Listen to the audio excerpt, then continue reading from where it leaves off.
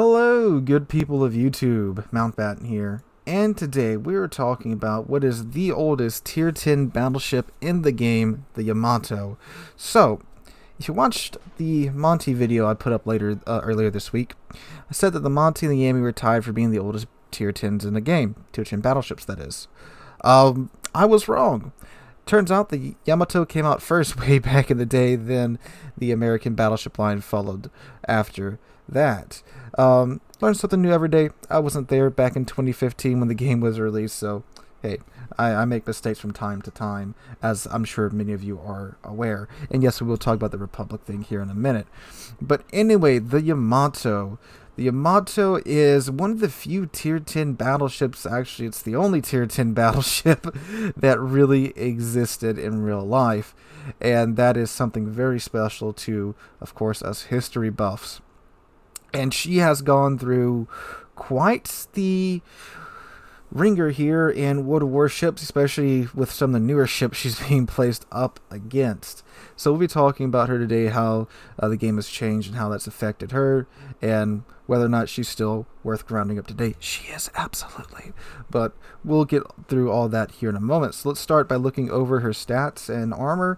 I do have my build with Yamamoto equipped on her right now. It should have appeared somewhere around the beginning of the video. If you're interested in that, I'll throw it back up on screen here for you guys for a second. So this is what I would run on the Yamato, just your normal battleship tank build. But instead of going for either reload or range in your last mod slot, I do highly recommend taking the legendary module on the Yamato. It's the only legendary mod that I would say is absolutely not necessary, but highly encouraged to have, by me at least. It gives you another 7% boost to the dispersion of your main battery shells, but it increases your turret traverse by 13%, but that additional boost to your dispersion is absolutely worth it. On top of the already 7% you get with Aiming Systems Mod 1, you have a 14% reduction to your dispersion with that module equipped, which is very important considering this is Japanese gun dispersion we're talking about here. What Japanese battleship gun dispersion we're talking about here. But anyway, let's go ahead and look at her armor now. So her armor, all the way around except for her main belt, it's 32 millimeters of armor on the upper belt, the bow, the stern deck, bow deck. Now her mid deck is 50 millimeters of armor and 57 millimeters of armor around her superstructure, which is nice and thick. So you got some nice armor there to give HE spammers a middle finger, but the tip of your bow and stern is still 32. Now, her citadel is quite notorious for being, well, quite squishy. And that's still very much the case in today's World of Warships. Now, back in the day when Yamato's guns were the only 18-inch guns in the game, you couldn't really citadel on Yami from medium-ish to longish ranges unless they were completely flat broadside.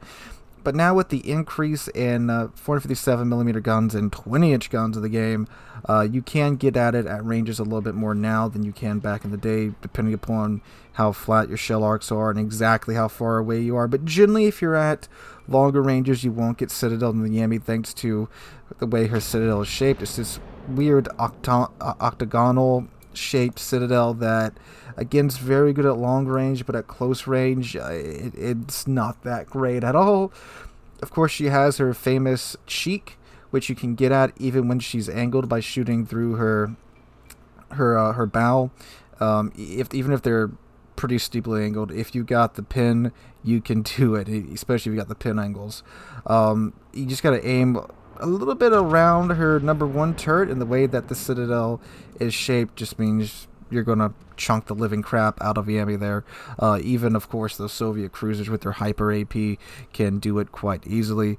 Or any cruiser with decent sized guns and decent AP pins can do it. So if you're pushing in a Yami, be mindful of your citadel cheek, and your pretty much only option is to go basically bow in and hope they don't get around you, because if they do, you're pretty much gone, which of course leads to the ship being much more of a mid to long range ship than a close in ship. Shikishima, the 20-inch variant of the Yamato. You can play it close in with her secondaries and such, especially now after the secondary skill rework. But it still has those flaws too. So if you're mindful of that, and don't put yourself in really bad situations, it can work. And late game Yami, when you have almost a full health Yamato and you need to push, that's pretty good. But again, the weaknesses are still very evident when you push in. But other than that, her hit points, she got 97,200 and 55% torpedo damage reduction. Some of the highest torpedo damage reduction in the game, which is very nice on a ship that's this sluggish. And the Metroworks right now does a pretty good job of demonstrating how useful this can be. Although I think it's mostly Holland torpedoes I eat, which aren't exactly the most lethal torpedoes in the game. You can see just how little health that takes off when they hit the torpedo belt, which again, it's very nice to have that level of torp protection on a battleship. So her guns, of course, her main feature. She gets 9 of her 460mm 18.1-inch guns. With a 30-second reload time on my build, you can put the reload module on here and get a sub 30-second reload time, which is nice. And used to, the legendary module used to give you the reload buff too, so you could have like a 27-second reload on 18.1-inch guns, which was freaking nice back in the day when that was a thing.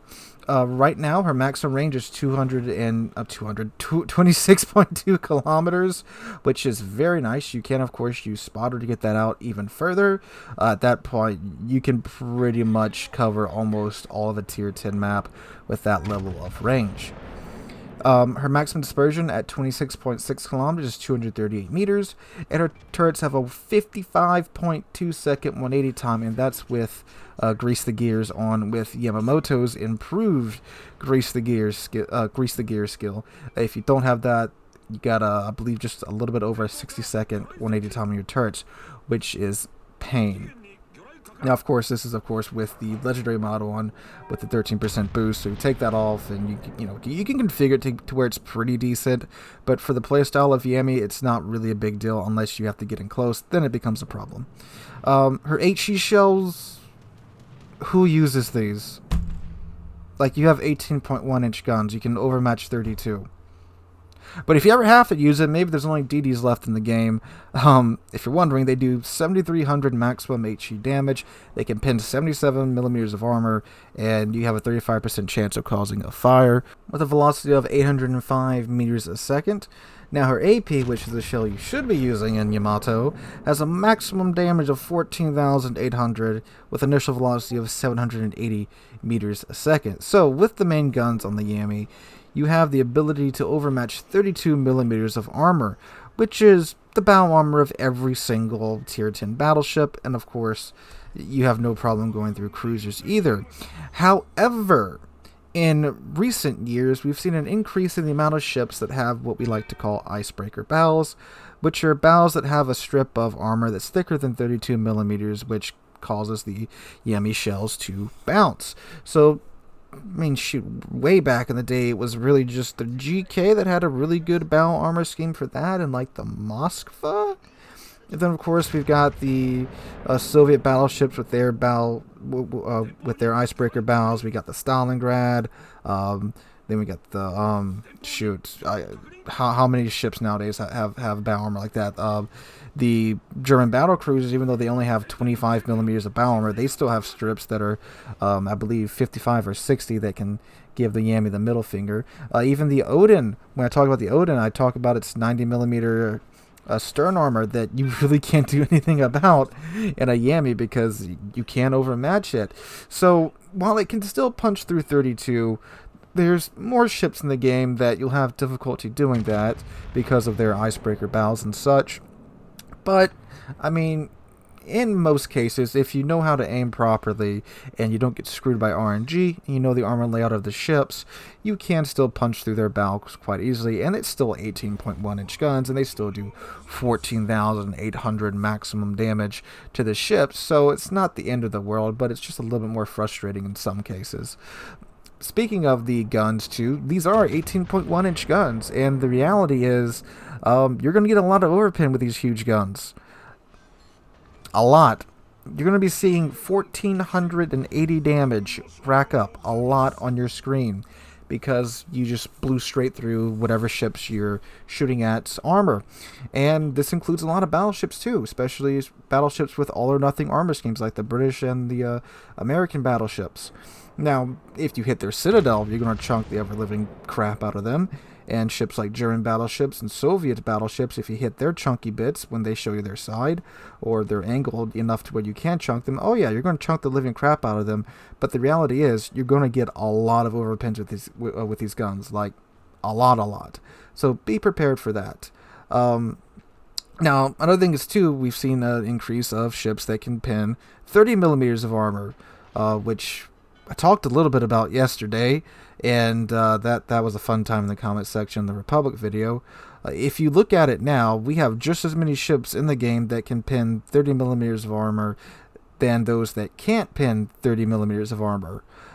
If you include Incomparable and Prussia, which Incomparable, shoot, I think that'll be out within a few patches, Prussia in early 2022, but that gimmick of being able to pin 30 millimeters of armor has gone from being a pretty unique one to one that's pretty common now, and one that it's a nice thing to have, but like 30 millimeter ships, there's more in the game now, but how many of them are you actually going to have on the enemy team? One, maybe two.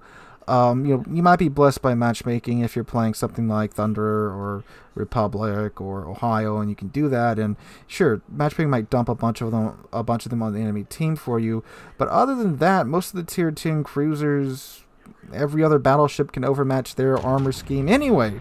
So yeah, but with a Yami here, you can still overmatch 32, which is the big thing. Now, speaking of that, we've had more 20-inch ships get added into the game, like the Incomparable and the Shikishima, and with the super ships too that will be coming to the game permanently, apparently, in the Techlines, there's even more ships that can overmatch 32 millimeters of armor. So her uniqueness there has kind of gone down, but it certainly hasn't degraded her ability to do it. It's not like she can't do it anymore. She can. It's just that you're starting to get more and more options. I'm sure as we go into the future, we will have more and more options to do that, but hasn't really taken anything away from her, but has taken away her uniqueness a little bit. Well, hasn't taken away anything that really matters about how the ship performs, but a little bit of uniqueness has gone away. AA, it's fair. What was really weird, like a year or so ago, they updated Yami and they gave her more AA. They gave her 10 Go refit, which was basically a few more AA guns strapped to the tech. So it got buffed a little bit there, but it's certainly nothing to write home about. If you go into a full AA build, it's kind of works, but it's nothing special to write home about. It does work if you got another ship with you, or if the CV player isn't paying attention and eats your flak, of course, in any ship. That's going to do damage, but you have a decent chance standing up to some CVs. You'll take 1 or 2 planes with them, but you definitely won't be wiping out whole squadrons, again, unless they derp into your AA. Maneuverability, she's slow. She real slow. 28.4 knots is your maximum speed with the speed flag. Fun story. That used to be her top speed without the speed flag, but then some new documents were released that stated her top speed was 27-ish knots and change, so they decreased it down to that because it's a historical ship. Meanwhile, we've got Georgia that can go frickin' 40, almost 50 knots now with Swift and Silence. 900-meter turning circle radius, which is ironically getting to be a pretty small turning circle radius by tier 10 battleship standards if things keep going the way they are going, and the rudder shift time of 22.1 seconds. Concealment with the module and the commander skills 14.1. Not atrocious, not fantastic either. I mean, if you go for like a secondary build GK, of course you got freaking 15.1, 15.7 conceal, and same with the not really the same with the newer battle cruisers. They're kind of more stealthy, so yeah, on the kind of bigger side there for the concealment. But again, with the way the ship's played, who cares, Consumables, you have your choice of fighter or spotter, a repair party, and damage con. Damage con lasts for 11 seconds, reloads in 76 seconds. Repair party repairs 583 HP per second and is active for 30.8 seconds. Reloads in 76 seconds. You get 4 charges base, 5 charges with my build on her right now. So the Yami In today's World of Warships, how's the Yami? Yami's still great. Yami's still fantastic.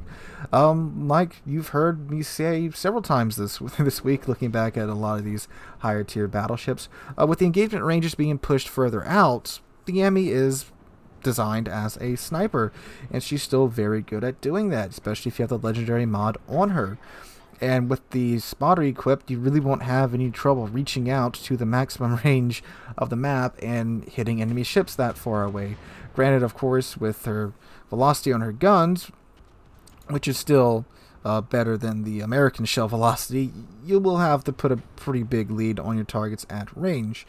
And the ship can still perform quite well at medium range. Her armor layout is pretty good against HE spammers at that range.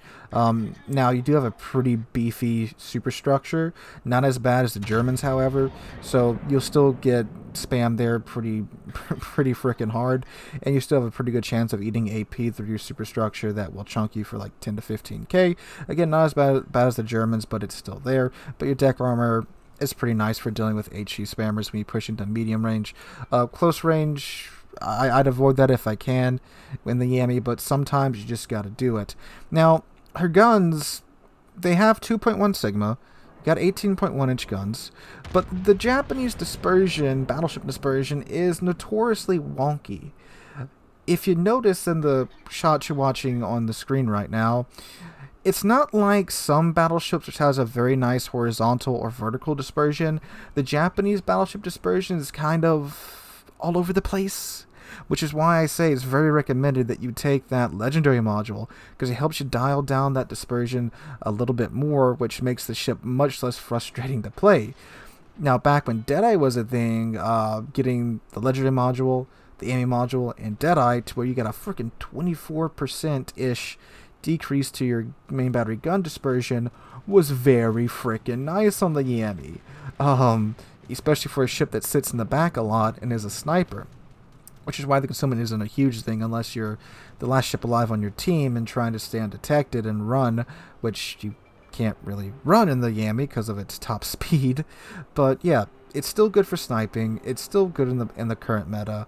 The 55% torpedo protection is really nice, especially if you find yourself being flanked by a DD or something like that. Now, granted, with the submarines, who knows how that's going to go, whatever mechanic they finally decide to wind up on. But yeah, but this is still a very strong ship. This is actually my most played ship in the game until I think 3 or 4 months ago when my games and the GK finally overtook it. But yeah, she's still a perfectly fine ship, and it's really, again, a testament to how they used to design these ships back in the day without many gimmicks. I mean, sure, 18.1 inch guns, you could very, very, very strongly argue that that's a gimmick, but in my book, a gimmick is something more along the lines of a consumable that a ship pops, and it gives it some crazy ability, like the fuel smoke in the Italian battleships, Georgia's speed boost, reload booster on Jean Bar, things like that. Back in the day, back when we just had ships with certain characteristics, armor layouts, and armaments, it's a very nice refresher when we get ships like that in the current game time to time, kind of like the Flandre, when that ship came out, shoot, what was that, 3 or 4 months ago. But anyway, guys, Yamato's still a very solid pick in my book, a very solid ship to grind up to, and if you have Yamamoto, absolutely slap him on there, and if you get cracking in him, oh my god, you get the freaking super adrenaline rush boost, get like a 15-second reload on these guns. Yes, indeed. But I've done that like 4 times with Yamamoto, and 2 of those times it was in Musashi. But anyway, guys, fantastic ship. Still strongly recommend you guys grind up to her. Hope you guys enjoyed today's video. If you did, make sure to drop a like and leave a comment. We're on our way to 30,000 subscribers, so make sure you hit the subscribe button. Oh no, we're on our way to 35,000 subscribers. I gotta get used to saying that. We just passed 30,000 a few days ago. Speaking of that, Monday's top 5 video, the giveaway for that is there, so make sure you guys go leave your in-game username on that video so you guys can be entered into the giveaway contest. Hope you guys enjoyed. Hope you guys have a wonderful Thursday. Hope to catch you guys in the next one.